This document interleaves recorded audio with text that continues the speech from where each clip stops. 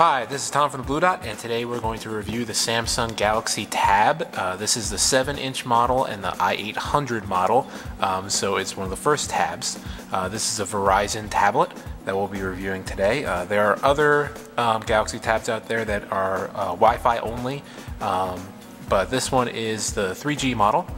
Upon picking it up, it has some heft to it, so if you have an iPad or handled an iPad and that seemed a little fragile or thin to you, this one has more heft to it, so it feels like it can take more of a beating. But yeah, so it's a little thicker.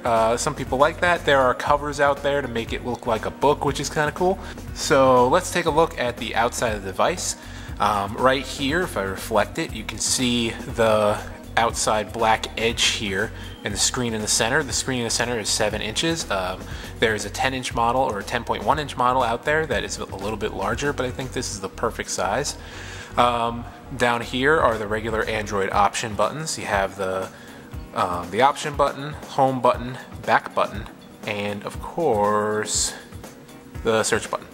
And the bottom we have where the speakers are located and the proprietary Samsung charging port.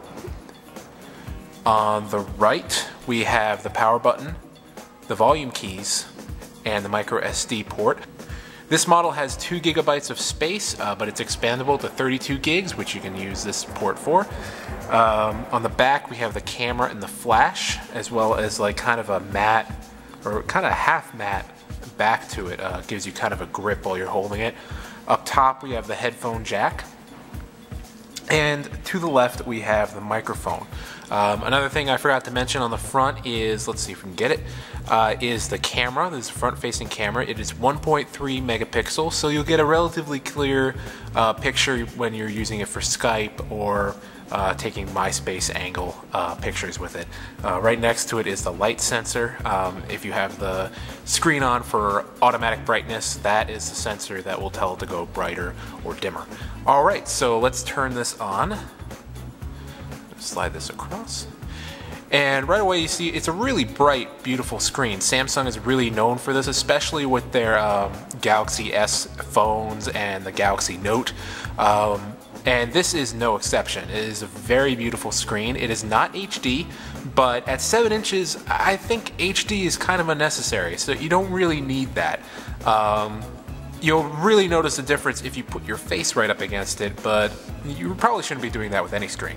The touchscreen reacts really nicely. It is multi-touch, and this is running Froyo, which is Android 2.1. I think that is the highest you can go.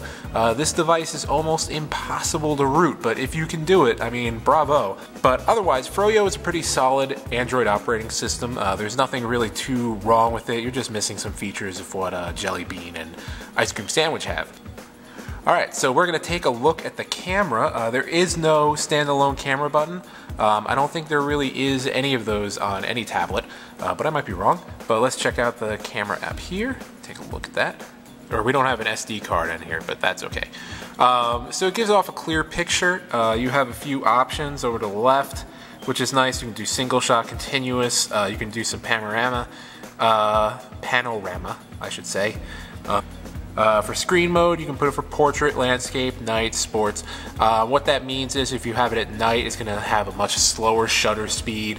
So if you're going to be shooting sports or anything like the one below, you wouldn't want to shoot it at night. Everything would be blurry.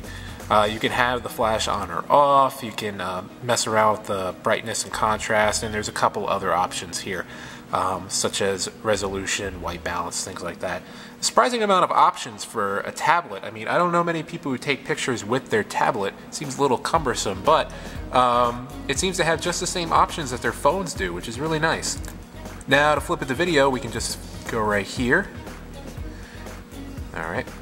It looks pretty good. Has probably the same options over here. It does. You can have the flash on for night shots, which will turn the flash on once it starts recording, which I don't think we can. No, we cannot. You have some exposure options down here. You have some recording modes over here, and then some settings right here.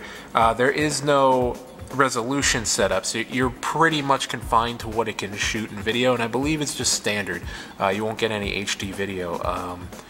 So we're going to check out the text messaging, just see what the keyboard looks like. gonna make a new one. Alright, and this actually has built-in swipe, which is a great thing. I love swipe. A lot of people don't really like it too much. So let's turn that on. Alright. Alright, and these keys are really nice and big. This is actually very nice. I have a Kindle Fire and I've always felt like the keys are a little small. This one is very nice, and let's check out how Skype does. How are you doing? Alright, I'm a huge fan of Swipe, and it's great that it's pre-built in. For a lot of Android devices you have to download it, and some of them it's just not available at all. But Swipe is really handy when you're trying to send out a message really quickly. But again, not a lot of people are a fan of it. Since it is an Android device, you can always download more keyboards. There's a plethora in the Play Store. So now we're going to play around with the speaker a little bit, just see how loud it goes. It's pretty clear. Now it comes out the bottom, so if you have this sitting on something, it might not work too well. If you're trying to watch something sideways, you have to watch your hand. Don't put your hand over the side. It's kind of inconvenient, but a lot of tablets actually do that. But yeah, you just got to watch your hand over to the right. Don't cover it up, and you should actually have some good sound. I would actually suggest going like this, cupping your hand, holding tightly over here instead, and this actually amplifies the sound back at you. So yeah, that is the Samsung Galaxy Tab. If you're interested in a budget tablet out there that is a pretty decent size, has good heft to it, a bright screen, then this is the tablet for you. If you're looking for something that's much bigger that you're never going to take out into the world, you might want to get a tablet that's a 10-inch tablet or more. But it seems like the 7-inch tablets are winning the battle today. I mean, especially with the iPad mini on its way. 7 inches seems to be the magic number for tablets that you take out into the world. This is 3G speed, so you know you're going to get fast video and download times.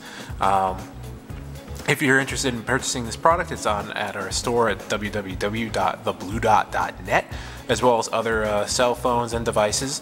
My name is Tom for the Blue Dot. Thanks for watching.